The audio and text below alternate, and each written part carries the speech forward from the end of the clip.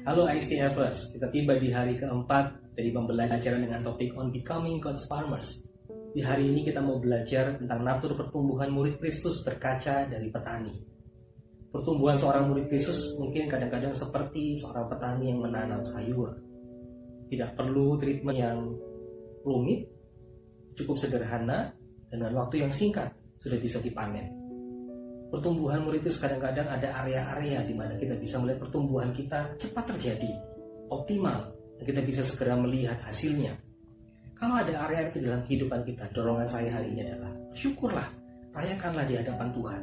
Itulah kekuatan kita, dan biarlah itu terus diberdayakan menjadi sesuatu yang optimal di dalam hidup kita.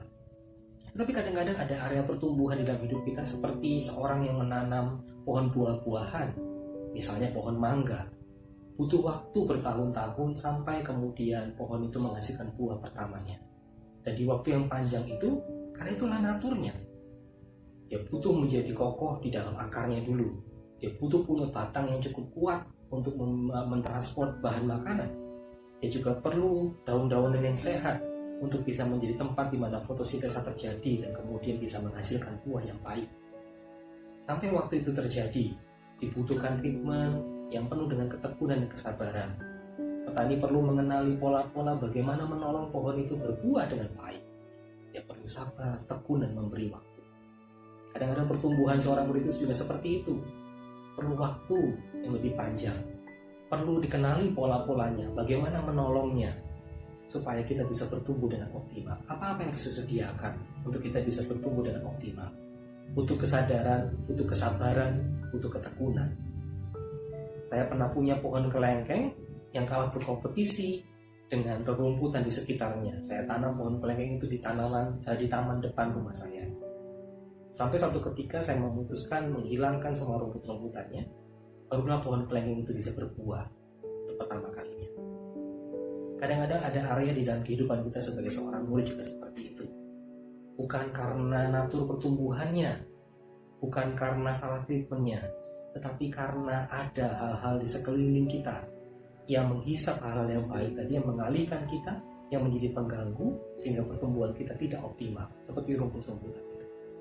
Kalau itu ada di dalam kehidupan kita, mari kenali area itu, mari kenali apa-apa yang perlu kita singkirkan dan segera bertindak singkirkan itu. Apa-apa yang perlu diperbaiki, segera bertindak perbaiki itu. Apa-apa yang perlu diatur ulang dan diubah, segera bertindak, atur ulang dan ubahlah itu. Dorongan saya hari ini 3 itu. Rayakanlah hal-hal yang di dalamnya kita bisa bertumbuh dengan cepat dan optimal. Syukurilah di hadapan Tuhan. Kemudian berilah waktu kepada diri kita untuk bersabar, bertekun, mengenali pola-pola pertumbuhan kita, dan terus ada di situ sampai kemudian kita melihat buah di pertumbuhan kita. Yang ketiga, singkirkanlah hal-hal yang mungkin menghalangi pertumbuhan kita. Tapi ada juga yang keempat, sebagai seorang murid kita juga dipanggil untuk memuridkan orang yang lainnya. Lakukanlah ketiga hal tadi kepada orang yang kita layani.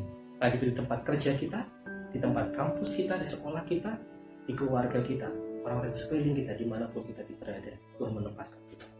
Tolong mereka untuk merayakan hal-hal yang dimana mereka bisa bertumbuh dengan cepat dan optimal. Tolong mereka untuk menemukan pola-pola pertumbuhan mereka, dan sehingga mereka bisa bersabar dan bertekun, menantikan waktu di mana pertumbuhan mereka menghasilkan buah yang baik. Tolonglah mereka untuk mengenali hal-hal yang perlu disingkirkan, diubah, yang mungkin mengganggu pertumbuhan mereka selamanya. Mari terus bertumbuh dan tolonglah orang lain untuk mengalami pertumbuhan. Dengan natur pertumbuhan ini, kita bisa menjadi orang-orang, bisa menjadi murid yang dipakai Tuhan, menumbuhkan diri kita dan menumbuhkan orang lain. Tuhan memberkati.